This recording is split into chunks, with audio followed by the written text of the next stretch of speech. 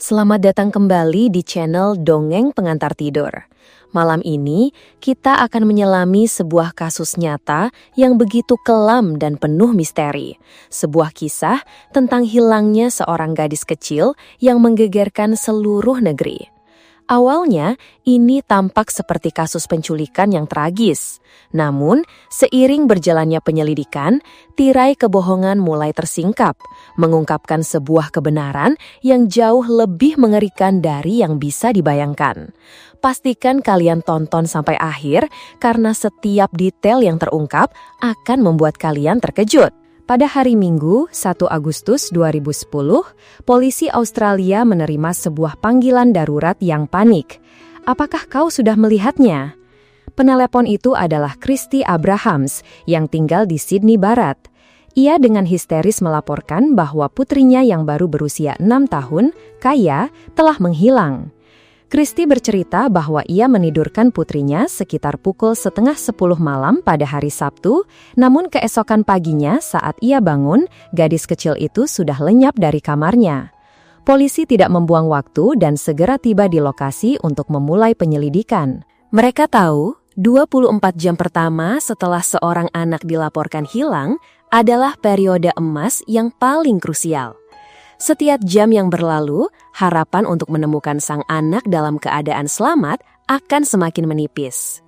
Kaya adalah seorang gadis kecil manis yang tinggal bersama ibunya, Christy, dan ayah tirinya, Robert. Ayah kandungnya bernama Chris. Chris dan Christy sudah berpisah sejak Kaya masih bayi. Hubungan mereka sama sekali tidak baik, namun Chris tetap bertanggung jawab dengan rutin mengirimkan tunjangan anak setiap bulannya. Kabar hilangnya Kaya menyebar seperti api, dan ratusan warga di lingkungan sekitar dengan sukarela bergabung untuk membantu pencarian. Salah satu relawan yang paling bersemangat mungkin adalah Alison Anderson. Alison bukan hanya tetangga, tapi juga sahabat dekat Christy. Saat Alison bertanya pada Christy apakah ia punya dugaan siapa yang mungkin tega menculik putrinya, Christy tanpa ragu menunjuk Chris, mantan suaminya, sebagai dalangnya. Christy menceritakan sebuah kejadian sekitar seminggu sebelumnya. Chris berjalan melewati rumahnya. Saat itu, ia membuat gerakan seperti menodongkan pistol dengan jarinya ke arah Robert yang sedang menjemur pakaian di balkon, seolah memberikan ancaman. Robert ingin sekali melapor ke polisi, tapi Christy mencegahnya karena tidak mau memperbesar masalah. Menurut Christy, Robert adalah ayah tiri yang sempurna, yang selalu mencurahkan cinta dan perhatiannya pada Kaya. Sejak gadis kecil itu hilang, Robert tak henti-hentinya berlari ke sana kemari, mencarinya tanpa lelah. Polisi dan warga menyisir setiap sudut di sekitar area tersebut, sementara para penyelidik mulai memeriksa latar belakang Kaya. Sebuah fakta aneh terungkap. Kaya ternyata sudah lama tidak masuk sekolah dan tidak ada satupun anggota keluarga yang bertemu dengannya sejak awal bulan Juli. Terakhir kali seorang kerabat melihatnya adalah pada tanggal 7 Juli, sementara ia dilaporkan hilang pada 1 Agustus. Jarak waktu 3 minggu ini menjadi sebuah teka-teki besar yang harus dipecahkan polisi untuk merangkai kejadian dan menemukan Kaya. 2 hari setelah Kaya hilang, seperti orang tua lainnya yang kehilangan anak, Christy dan Robert tampak begitu hancur dan panik di hadapan media. Mereka terus berkata bahwa mereka sangat merindukan putri mereka dan hanya ingin ia kembali ke rumah dengan selamat. Pada tanggal 30 Agustus, polisi menginterogasi Chris, ayah kandung Kaya, karena ia masuk dalam daftar terduga. Seseorang melapor telah melihat Chris di dekat rumah Kaya pada pagi hari saat gadis kecil itu menghilang. Namun, Chris bersikeras tidak ada hubungannya sama sekali dengan hilangnya Kaya. Ia mengaku sudah bertahun-tahun tidak bertemu putrinya dan juga jarang meneleponnya. Satu-satunya pengingat bahwa ia memiliki seorang putri tampaknya hanyalah tagihan tunjangan anak yang harus ia bayar setiap bulan. Sementara itu, semakin dalam penyelidikan, kecurigaan polisi justru berbalik arah kepada Christy. Setelah memeriksa rumah secara singkat, mereka tidak menemukan tanda-tanda adanya paksaan masuk dari luar. Christy dan Robert memang terlihat sedih, putus asa, dan memohon agar anak mereka kembali. Akan tetapi, saat polisi dan tim relawan sibuk mencari Kaya, mereka segera menyadari bahwa Christy dan Robert tidak ikut mencari seperti yang mereka katakan. Sebaliknya, mereka dengan cepat kembali ke rutinitas normal, seolah tidak terjadi apa-apa. Christy bahkan pergi ke salon untuk merawat kuku dan rambutnya, lalu berbelanja hanya beberapa hari setelah putrinya hilang. Kecurigaan polisi semakin memuncak, dan mereka meminta Christy serta Robert untuk meninggalkan apartemen mereka selama beberapa hari agar tim forensik bisa melakukan pemeriksaan menyeluruh. Allison, sebagai sahabat yang baik hati dan suportif, selalu percaya pada Christy dan melakukan segalanya untuk membantu keluarga sahabatnya di masa sulit ini. Namun, saat Allison datang untuk membantu Christy dan Robert berkemas untuk pindah sementara ke hotel, Christy melakukan sesuatu yang terus membayangi pikiran Allison. Allison bercerita, saat ia masuk ke apartemen, ia melihat sepotong baju renang milik Kaya tergeletak di lantai. Bukannya memungutnya dengan sayang, Christy justru melangkahinya lalu menendangnya dengan kasar seolah itu hanyalah kain lap tak berharga, sambil mulai mengumpat. Dan saat tim forensik memeriksa apartemen itu, mereka menemukan sesuatu yang sangat mengerikan. Darah Kaya ditemukan di banyak titik di dalam rumah. Ada bekas darah di ruang tamu, di lorong, dan di pintu kamar gadis kecil itu. Yang lebih mengerikan lagi, ada bekas gigitan yang ditemukan di rangka tempat tidur kayu milik Kaya. Ini bukan lagi kasus orang hilang. Ini adalah TKP sebuah kejahatan keji. Polisi segera memanggil Christy dan Robert untuk diinterogasi. Robert tampak ketakutan dan menangis selama interogasi. Sebaliknya, Christy sama sekali tidak menunjukkan emosi. Wajahnya dingin. Sifat aslinya yang pemarah, kasar, dan agresif mulai terlihat jelas selama sesi tanya jawab. Christy tampak sangat marah karena dicurigai. Meskipun Christy kini menjadi tersangka utama dalam hilangnya Kaya, jasad gadis kecil itu belum ditemukan, dan polisi belum memiliki cukup bukti untuk menahannya. Namun, semua itu berubah pada tanggal 22 April 2011. Setelah berbulan-bulan menggunakan petugas yang menyamar untuk mengintai dan menyelidiki secara diam-diam, polisi akhirnya memiliki cukup bukti untuk menjerat Christy. Seorang petugas yang menyamar mendekati Christy dan menghabiskan waktu berbulan-bulan untuk mendapatkan kepercayaannya. Petugas ini menggunakan keahlian profesionalnya dengan kombinasi ancaman dan bujukan, membuat Christy percaya bahwa polisi akan segera menemukan jasad Kaya. Ini berarti sandiwara yang ia mainkan akan segera terbongkar. Christy menjadi semakin cemas, gelisah, dan akhirnya ia setuju untuk menceritakan kebenaran dengan harapan sang polisi akan membantunya menyembunyikan jasad itu. Dalam pengakuannya, Christy berkata bahwa pada malam nahas itu, Kaya menolak untuk memakai baju tidurnya. Sebagai balasannya, Christy memberikan tamparan yang sangat keras pada Kaya dan menendang tubuh mungilnya, membuatnya jatuh terlentang dan kepalanya terbentur pinggiran tempat tidur. Christy mengatakan saat ia mengangkat Kaya, tubuh gadis kecil itu menjadi lemas tak berdaya, tetapi ia masih bernapas. Kaya mulai mengeluarkan suara-suara aneh. Namun, bukannya membawa putrinya ke rumah sakit, Christy justru menyeretnya ke kamar mandi dan mengguyurnya dengan air dingin, dengan harapan agar putrinya itu sadar kembali. Setelah itu, Christy membaringkan Kaya di tempat tidur dan dengan tenangnya kembali ke kamarnya dan tidur nyenyak hingga keesokan paginya. Ketika ia masuk ke kamar Kaya, ia menemukan tubuh mungil putrinya telah kaku. Gadis kecil itu telah pergi untuk selamanya di tengah malam. Christy dan Robert dengan panik memasukkan jasad gadis kecil itu ke dalam sebuah koper dan menyembunyikannya di apartemen mereka. Beberapa hari kemudian, Robert berkeliling dengan mobil untuk mencari tempat menyembunyikan jasad. Akhirnya, ia menemukan sebuah hutan terpencil di Bushland, dekat Sydney Barat. Beberapa hari setelahnya, ia dan Christy pergi ke sana dengan taksi. Mereka membawa koper yang berisi jasad Kaya. Dua orang tak berperasaan itu kemudian menyiramkan bensin dan menumpuk ranting-ranting kering di atas tubuh mungilnya, lalu membakarnya.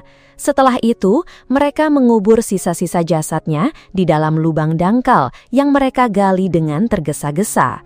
Petugas yang menyamar itu berhasil meyakinkan Christy dan Robert untuk membawanya ke tempat mereka menguburkan Kaya.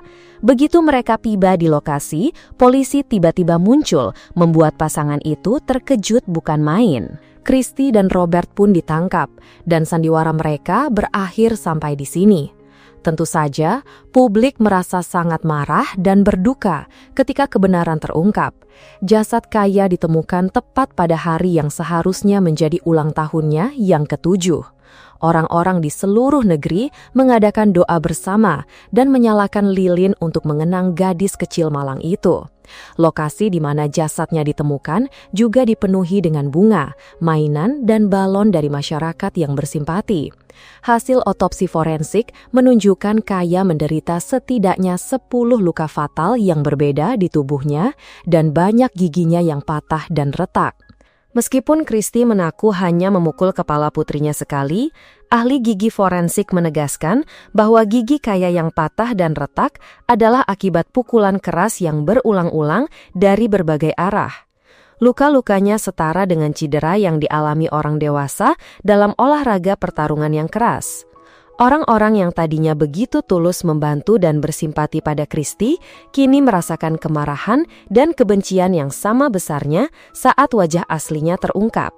Ketika melihat foto-foto Kaya, gadis kecil itu selalu tersenyum polos dan tampak seolah-olah ia memiliki kehidupan yang normal dan penuh kasih sayang seperti anak usia 6 tahun lainnya.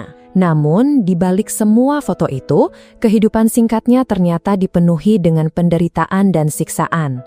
Ternyata, Christy sejak kecil memiliki kehidupan yang tidak mudah. Ayahnya adalah seorang pria kasar dan pecandu alkohol yang sering memukuli istri dan anak-anaknya. Christy menyaksikan langsung ibunya meninggal karena serangan epilepsi saat ia berusia 10 tahun. Setelah itu, Christy dan saudara perempuannya dikirim ke panti asuhan karena sang ayah tidak mau merawat mereka. Sejak kecil, dokter telah mendiagnosis Christy mengalami keterbelakangan mental dan memiliki banyak masalah psikologis. Ketika Christy berusia 19 tahun, ia bertemu Chris dan dengan cepat hamil. Keduanya sama-sama memiliki masalah psikologis dan sering saling menyiksa satu sama lain. Pada Februari 2003, Christy melahirkan seorang putra yang diberi nama Aden. Namun, membesarkan anak bukanlah hal yang mudah, terutama bagi seseorang dengan kondisi mental yang tidak stabil dan pemarah seperti Christy.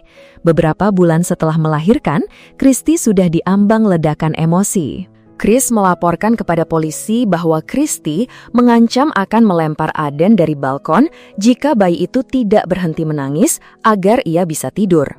Di lain waktu, Christy melemparkan lilin yang menyala ke arah suaminya saat sedang menggendong Aden, menyebabkan lilin itu pecah dan percikannya mengenai bayi malang itu. 6 minggu kemudian, Aden ditemukan sudah tidak bernyawa dengan tubuh membiru di ranjang bayinya. Mereka membawanya ke rumah sakit, tetapi semua sudah terlambat. Kasus itu ditutup dan semua orang berasumsi bahwa bayi itu meninggal karena penyakit langka yang tidak diketahui penyebabnya. 1 tahun kemudian, pada tahun 2004, Christy melahirkan Kaya dan tidak lama setelah itu, ia berpisah dengan Chris. Chris mengakui bahwa ia tahu anak-anaknya sering dipukul dan disiksa oleh ibu mereka. Pernah suatu kali, ketika Kaya merangkak di sekitar rumah seperti bayi lainnya, hal ini membuat Christy sangat kesal. Ia tiba-tiba berlari, menjambak leher gadis kecil itu, mengangkatnya, lalu melemparkannya ke sofa. Di lain waktu, dalam amarah yang meledak-ledak, Christy bahkan tega menggigit lengan Kaya, meninggalkan bekas memar yang besar dengan jejak gigi tajam yang tercetak jelas di kulit mungilnya. Christy begitu sering memukulnya, sampai-sampai hanya dengan melihat Christy mengangkat tangan saat berbicara saja, sudah cukup untuk membuat gadis kecil itu meringkuk ketakutan, seolah bersiap menerima pukulan berikutnya. Pada dasarnya, Kaya yang malang ini selalu hidup dalam ketakutan, meskipun ia mungkin masih terlalu kecil untuk bisa memahami sepenuhnya rasa takut yang ia rasakan. Setelah kasus ini terbongkar, banyak pihak yang menyalahkan pemerintah dan lembaga perlindungan sosial karena gagal mengambil tindakan tepat waktu untuk menyelamatkan Kaya. Terlalu banyak tanda bahaya yang diabaikan. Bayangkan, di usianya yang sudah 6 tahun, ia hanya bersekolah selama total 4 hari, dan dalam 4 hari yang singkat itu, gurunya sudah melihat banyak luka memar di wajah dan lengannya. Di kesempatan lain, saat Kristi pergi ke rumah sakit dan membawa Kaya, seorang perawat melihat ada bekas luka bakar di tubuh Kaya. Ketika perawat itu bertanya kenapa ia bisa terluka, dengan polosnya Kaya menjawab, "Ibu menempelkan rokok ke tubuhku." Saat itu, usia Kaya baru 3 tahun. Baik guru maupun perawat itu segera menelpon Lembaga Perlindungan Anak. Pihak berwenang pun sempat mencabut hak asuh Kristi dan membawa Kaya ke panti asuhan. Namun, inilah bagian yang paling menyakitkan. Beberapa waktu kemudian, setelah Kristi membayar denda dan menyelesaikan kursus manajemen amarah, Kaya dikembalikan lagi ke tangan ibu yang telah menyiksanya. Pada tahun 2013, Robert dijatuhi hukuman 12 tahun penjara, sementara Kristi divonis 22 tahun. Namun, ia bisa mengajukan pembebasan bersyarat setelah 16 tahun. Ini berarti Kristi bisa saja bebas saat usianya baru 46 tahun. Kasus ini memicu kemarahan publik dan menimbulkan perdebatan sengit. Sebagian orang merasa hukuman itu sudah setimpal, mengingat Kristi memiliki banyak masalah psikologis dan tidak berniat dengan sengaja menghilangkan nyawa putrinya. Namun, sebagian besar masyarakat merasa hukuman itu terlalu ringan untuk kejahatan yang ia lakukan. Mereka berpendapat bahwa masalah kejiwaan tidak bisa menjadi alasan bagi orang tua untuk menyiksa dan merenggut nyawa anak mereka sendiri. Tapi bagaimanapun juga, siapapun pasti akan merasa pilu mendengar kisah ini. Semua anak di dunia ini berhak untuk tumbuh dalam cinta dan perlindungan orang tua mereka. Sering kita dengar, ikatan antara ibu dan anak adalah ikatan yang takkan pernah bisa putus. Hal inilah yang membuat kisah Kaya menjadi semakin tragis dan menyayat hati, karena ia disiksa dan dihilangkan nyawanya oleh orang yang seharusnya paling mencintainya di seluruh dunia. Terima kasih sudah menemani Dongeng Pengantar Tidur hingga akhir cerita. Jika kalian merasa kisah ini memberikan pelajaran berharga, jangan lupa untuk menekan tombol suka, berlangganan, dan bagikan video ini agar lebih banyak orang yang tahu. Apa pendapat kalian tentang kasus ini? Coba tinggalkan pemikiran kalian di kolom komentar di bawah ya. Sampai jumpa di kisah selanjutnya.